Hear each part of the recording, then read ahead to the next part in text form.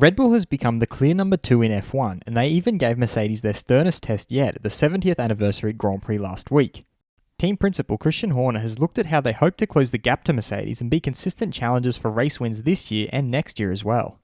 I'm your host Dillon Shelley, and first up on Formula World, how Red Bull hopes to challenge Mercedes. Horner began by explaining why they pushed for a postponement of the regulation change. The background was the costs. The new cars will put a lot of pressure on all teams from a financial point of view. He then elaborated on why they will continue to develop their 2020 car and keep pushing to close the gap to Mercedes. From a performance point of view, we have to manage to increase our performance in the second part of the season. It's even more important because this car is mainly taken over for 2021, and next year we want to challenge Mercedes for the whole season. Horner then looked at the possibility of matching Mercedes this season itself. That depends on how long the season will be. We have to see how many races there are actually still.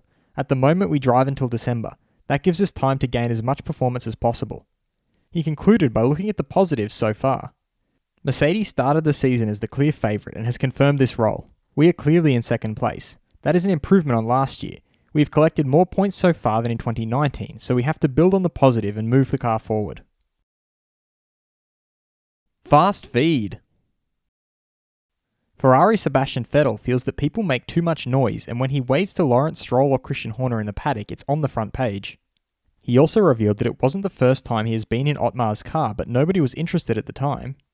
He further added that he is not looking at anything outside Formula 1.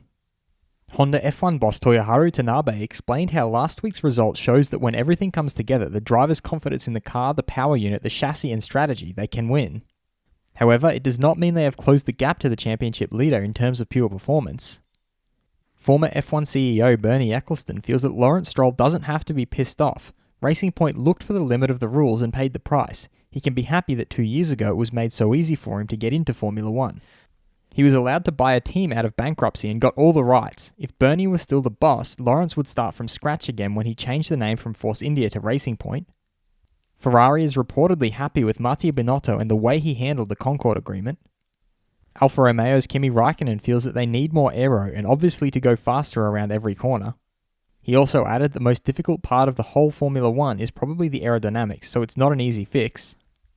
Red Bull's Max Verstappen thinks he absolutely can be aggressive, but from his side it is controlled aggressiveness. Former F1 world champion Jenson Button remembers in 2010 to 2013 when he was competing against Sebastian Vettel. Most of the time Vettel didn't put a foot wrong. He added that hopefully we're going to come to the race next weekend and it's the Sebastian Vettel that we are used to. Russian Grand Prix promoter Alexei Titov has revealed that they are looking at a maximum number of fans that will be no more than 30,000 to 32,000 for the Russian Grand Prix. Racing Point's Lance Stroll feels that if his father takes him off the team, no hard feelings, that's business, and that he'd take it on and move on with life to fight another day.